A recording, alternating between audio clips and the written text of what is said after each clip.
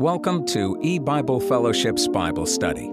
In this series of Bible studies, we'll be taking a closer look at the Bible's evidence for the completion of the prolonged Judgment Day and the end of the world occurring in the year 2033. And now here's your host and Bible teacher, Chris McCann.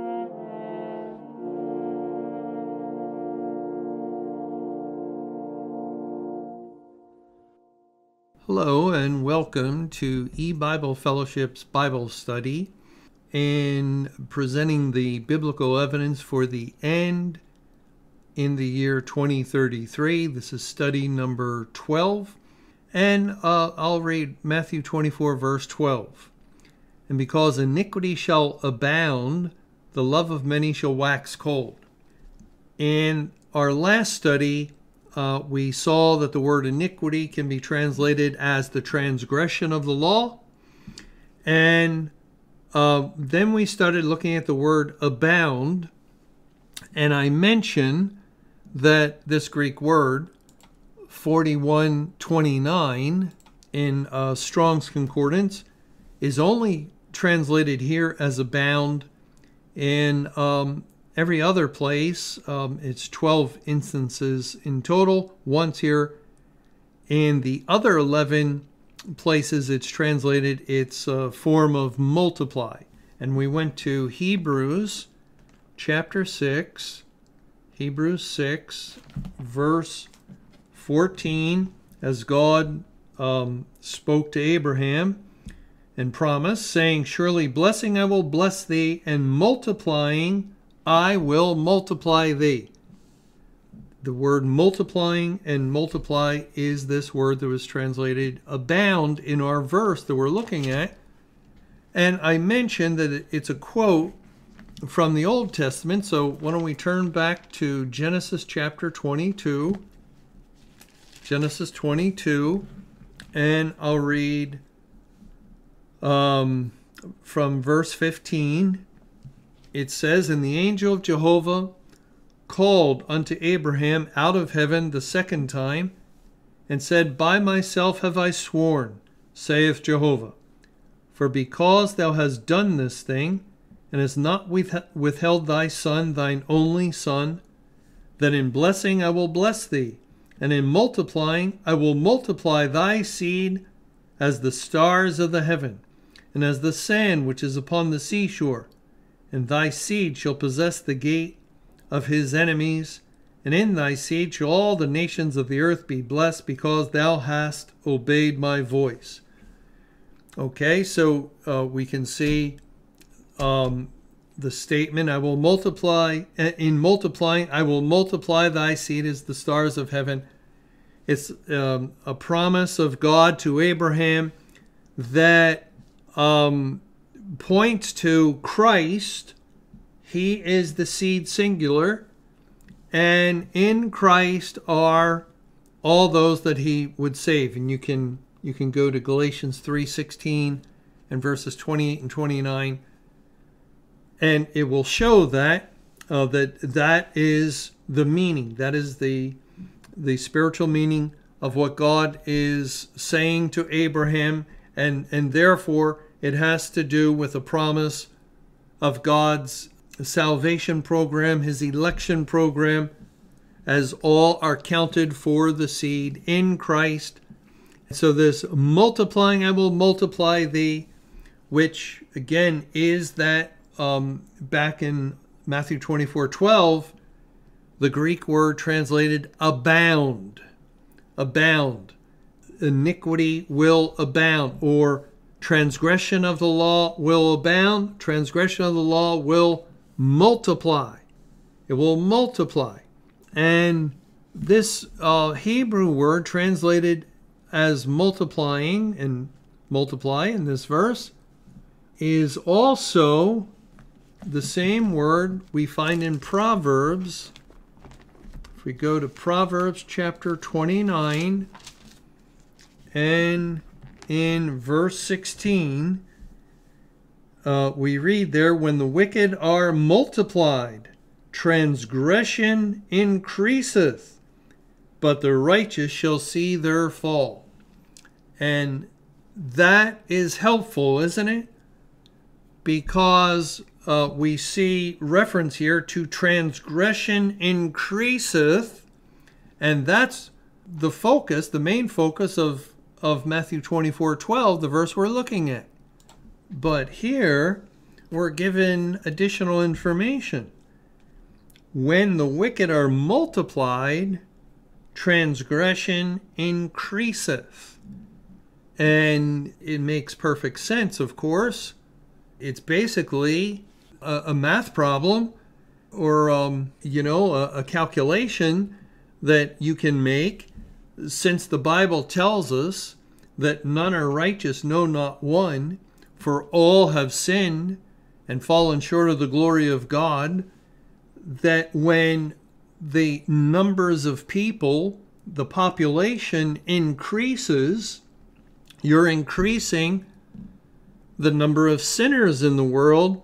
And because you're increasing the number of sinners, naturally you're going to increase the number of sin. In other words, the fact that Matthew 24:12 is telling us of a time when iniquity will abound, or transgression of law will multiply, there's also an implication in that statement that Christ is giving us some preview, or he is foretelling, giving us information about the time of the end, basically letting us know that it will come at a time when there is great numbers of people in the world, a tremendous increase in population would result in a tremendous increase in iniquity. And, I reviewed just quickly some of the population data that is out there on Google, and, no way this could be exact, but I think it could give some general ideas. For instance, we know right now in the world there's about 8 billion people, according to the website I was looking at. The world gained its 8 billionth person sometime in November of 2022. And it was back in 2010 that there was 7 billion, or around 7 billion, close to 7 billion. And so the population has increased by greatly in a short period of time.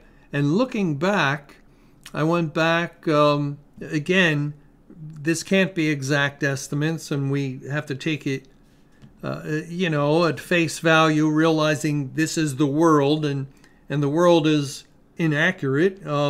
It doesn't know as it thinks it knows, but again, just consider this in a overall general kind of a way, an estimate. In the year 1000, there were 275 million people in the world. In the year 1500 AD, there were 450 million people in the world. So you see, in 500 years, the world population increased about 150 million. And then from 1500 to 1700, in the year 1700, there were 610 million people in the world, and population increased about 160 million since 1500. In 1850, that rose to 1.2 billion. In 1900, it was 1.6 billion people. And in 1950, it was 2.5 billion people. And so we know, the end stage of Earth's history arrived in the year 1988, and there was probably around, 5.5, 6 billion people, something like that, or 5 billion people. And then the Great Tribulation period, when God was evangelizing the earth, population neared 7 billion. and the loosing of Satan occurs over the course of those 23 years of great tribulation. God lifts his hand of restraint. So not only do you have an unprecedented number of people in the world, and again, Proverbs 29:16, when the wicked are multiplied, transgression increaseth. So, anyone saying, oh, the world has always been evil, no big deal today. It's just as evil as it's always been.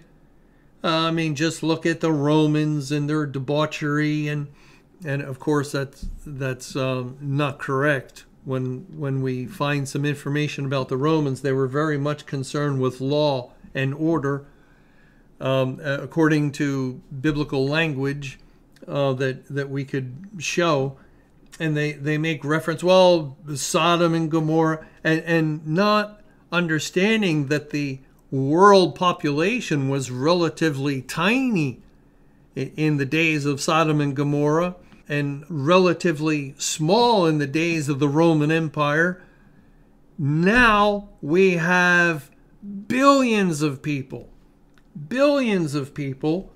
as compared to a couple 100 million, 400 million, going back through most of the history of the world. World population was nowhere near the population we have today. And let's not forget what 1 billion people is. 1 billion people is 1,000 million. 1,000 million. And if you have 8 billion people, that's 8,000 million people. It is enormous numbers of people, and these people are conceived in sin, born speaking lies, and unless God regenerated them and saved them, they have a desperately wicked heart, deceitful above all things. This is a major reason why iniquity will abound. It will multiply at the time of the end, because the wicked are multiplied, and therefore transgression increaseth. Transgression increaseth. Add to that, God lifting his hand of restraint, the loosing of Satan to stir things up, and you can understand why you're hearing all the ugly, filthy, dirty, rotten things you're hearing and seeing on a daily basis everywhere in the earth. It is completely unprecedented. And therefore we qualify regarding population, that there are billions of people at the time of the end. That alone, it has never been the case in all previous history. And it came very rapidly. It came super fast from, jumping from 1850, 1.2 billion, and now 6 times that. 6 times that in a little over a century. So we can see what the Lord was referring to is uniquely in place, in view, in our generation, in our time. Like never before in history, the wicked have multiplied, and there is a resulting increase of transgression across the face of the earth. Now, it's interesting here in Proverbs 29:16, the second part of the verse, I'll read it again. When the wicked are multiplied, transgression increaseth, but the righteous shall see their fall. And that stands out. That stands out that God would say that, because it reminds us of a verse in Psalms, Psalm 37. Let's go over there in Psalm 37. I'll read verse 34. Psalm 37, verse 34. And Psalm 37 is really a powerful psalm that from its beginning to its close, God is setting the elect over against the wicked. And there's a few references to the children of God inheriting the earth and it being taken away from the wicked. And so here we read in Psalm 37, verse 34, "Wait on Jehovah and keep his way, and he shall exalt thee to inherit the land." The word land is often translated as earth. It's the same word, for instance, back in verse 9, "For evildoers shall be cut off, but those that wait upon Jehovah, they shall inherit the earth." And again, we can see it's the same kind of context. Wait on Jehovah, some in verse 34, "Keep his way, and he shall exalt thee to inherit the earth." The meek shall inherit the earth. And notice what it says next. "When the wicked are cut off, thou shalt see it." That's what Proverbs 29 said in verse 16. "The righteous shall see their fall." In relationship, also, "when the wicked are multiplied, transgression increaseth." That's an end time verse. That's a verse that ties in, as we're looking at Matthew 24:12. And God says the righteous will see it. And here in the Psalm 37, verse 34, "When the wicked are cut off, thou shalt see it." And that's the end of the world. That's the end of the world. That's when the wicked will be cut off and God's people will see it. And of course, we have seen it and continue to witness it in our present day. We saw the wicked cut off on May 21, 2011. That's the date. The Bible insists that the Lord shut the door of heaven and he cut off all unsaved people from the kingdom of God. That was it. That was the last opportunity to enter in.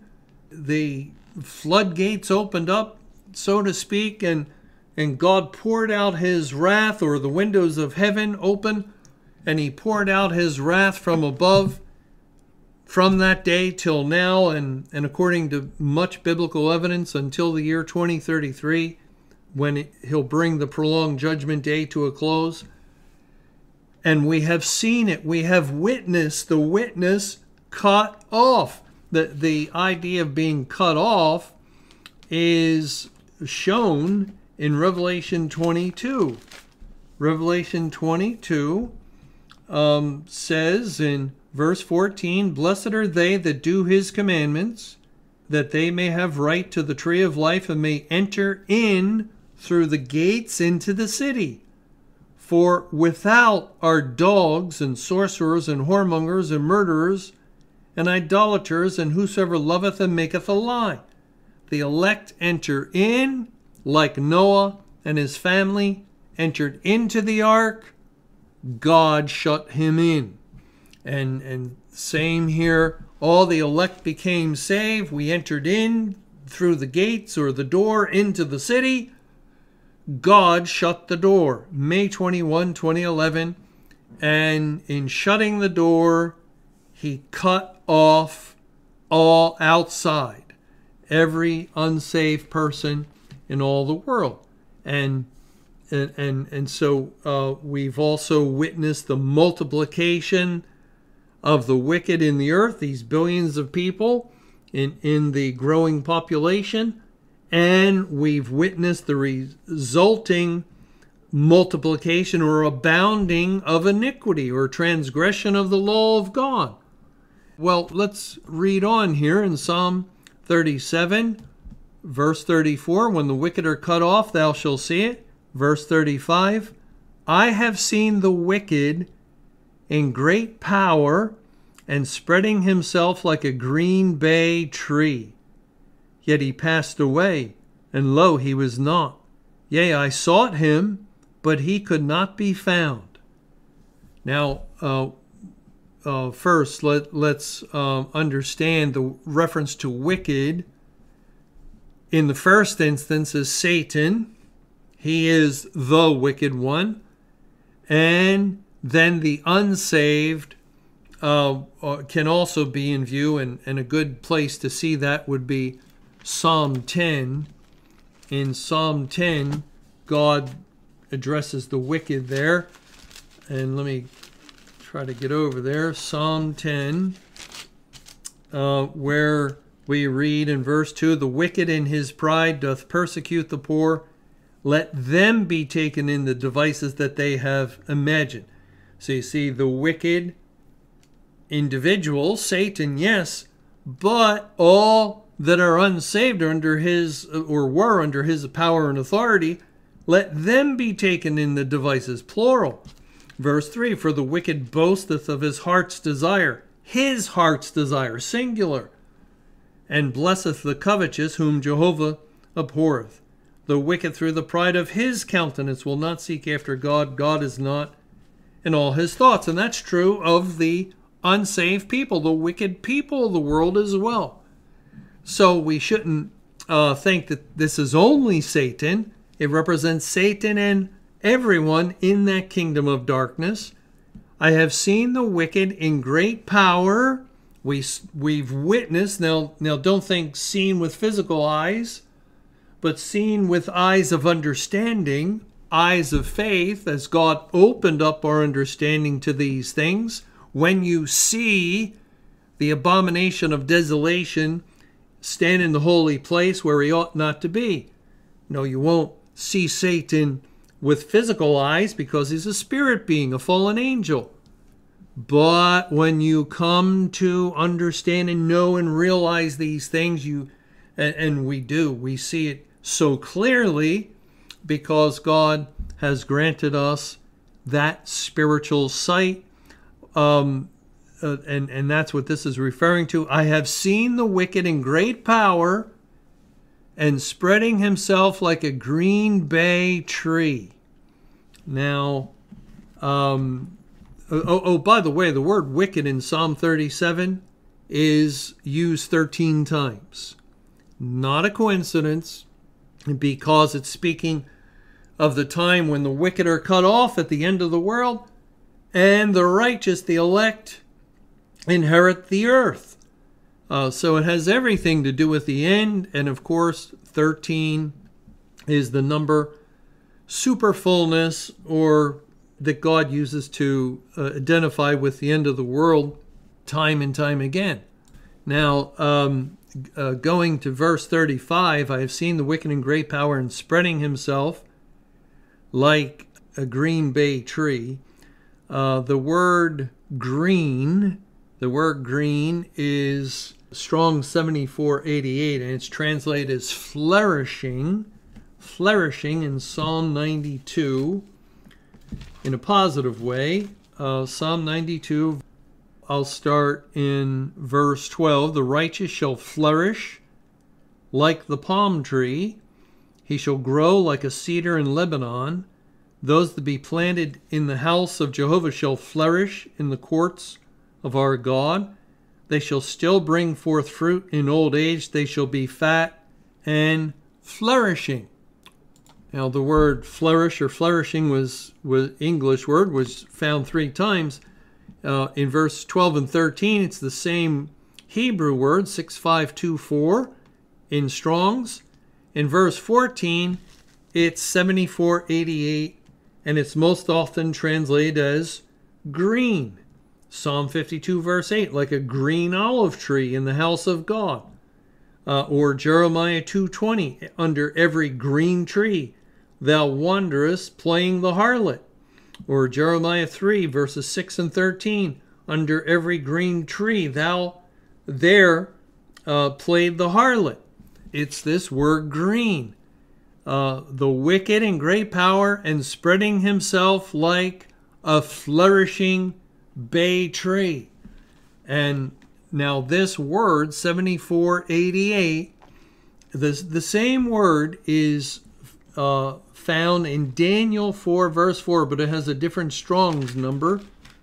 It's 7487 in Daniel 4 in relationship to King Nebuchadnezzar. King Nebuchadnezzar, a historical type and figure of Satan, the wicked. And it says in Daniel 4, verse 4, I, Nebuchadnezzar, was at rest in mine house and flourishing in my palace. And we know that Nebuchadnezzar is especially used by the Lord as a figure to represent Satan at the time of the end upon his loosing, because he comes against Judah. He overcame historically the nation of Judah, the city Jerusalem. He took Judah captive. He was victorious. And that matches, it agrees with God's plan for Satan upon his loosing out of the bottomless pit at the time of the end. And that's when Satan is flourishing. I have seen the wicked in great power and spreading himself like a flourishing bay tree. And by the way, significantly in Daniel 4, that's when Nebuchadnezzar has a dream about a tree, a flourishing tree. I don't know if it uses that word, but that's the idea. It's this great tree, and in the dream it's cut down. And then Daniel has to interpret the dream. He's called. He interprets for Nebuchadnezzar, and he says that thou art the tree. So there's confirmation. The chapter, in the beginning of the chapter of Daniel 4, he's flourishing in his palace. He's like this tree. And it ties in with the wickedness, the abounding iniquity, the multiplication of sinners across the face of the earth, and the obvious multiplication of sin in the world. And the loosing of Satan all connects. It all fits together. And God says that's the time that the people of God will see the wicked cut off. And that too fits. That too is confirmed in our understanding of the Bible. Everything is harmonizing. Everything is coming together to prove this is the time. This is the time. And deep down, even the world knows it. And those in the churches, the unsaved in the congregations, the professed Christians who came out and yet went backwards, they know it.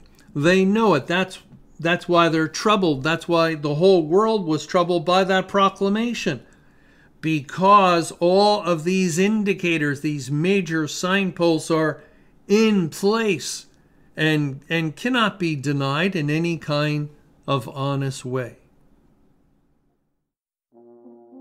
Thank you for joining us for E-Bible Fellowship's Evening Bible Studies with your host and Bible teacher, Chris McCann. For more studies and information, visit our website at www.ebiblefellowship.org. Until our next Bible study, may the Lord's perfect will be done.